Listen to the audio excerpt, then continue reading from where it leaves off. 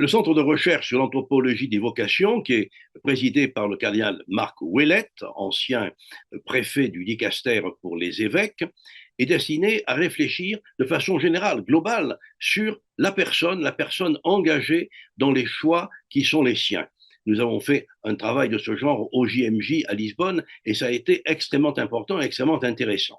Et nous prolongeons donc cette expérience par un colloque au Vatican le 1er et le 2 mars 2024 qui peut être suivi sur le site du Centre de recherche d'anthropologie des vocations, crave-vocation.org, et qui sera également l'objet d'une publication.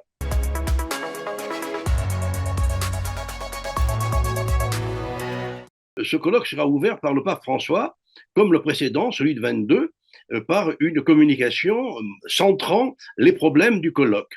Alors, il y aura plusieurs cardinaux, bien sûr, le cardinal Fernandez, entre autres, préfet du dicaster pour la doctrine de la foi, et puis aussi des religieuses, des laïcs, des prêtres, des théologiens, bref, une quinzaine de personnes d'à peu près tous les pays, c'est un colloque international, qui pourront à la fois présenter l'aspect théologique du problème, cette anthropologie des vocations, mais aussi l'aspect pastoral, l'insertion de cette question dans une pastorale auprès en particulier des jeunes, une pastorale vocationnelle qui, encore une fois, est une pastorale vers le sacerdoce, le mariage, la vie religieuse.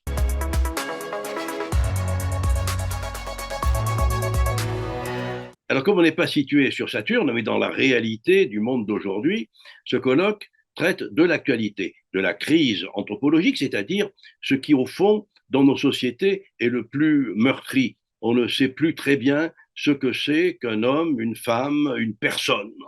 Et donc, le colloque va essayer d'aborder cet aspect de la crise de l'homme. Nous pensons que réfléchir sur ce que c'est qu'une personne, c'est le moyen de réfléchir à la vocation, à quoi cette personne sera appelée. On peut avoir tous les discours qu'on veut sur les vocations, si on ne parle pas de la personne elle-même, de la personne qui est appelée, eh bien, c'est pas la peine de parler. Et c'est précisément par ce premier colloque sur le sacerdoce que nous avons découvert, surtout grâce à l'intervention du Saint-Père au début du colloque de 22, que le fond du problème, en deçà de ce que nous pouvions voir, était surtout celui de l'anthropologie.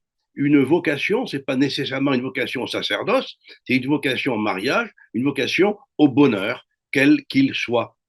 Et je crois que c'est important de voir que nous nous déplaçons d'une approche du sacerdoce vers une approche plus globale de l'anthropologie. Que signifie être une femme, être un homme, et comment peut-on être heureux?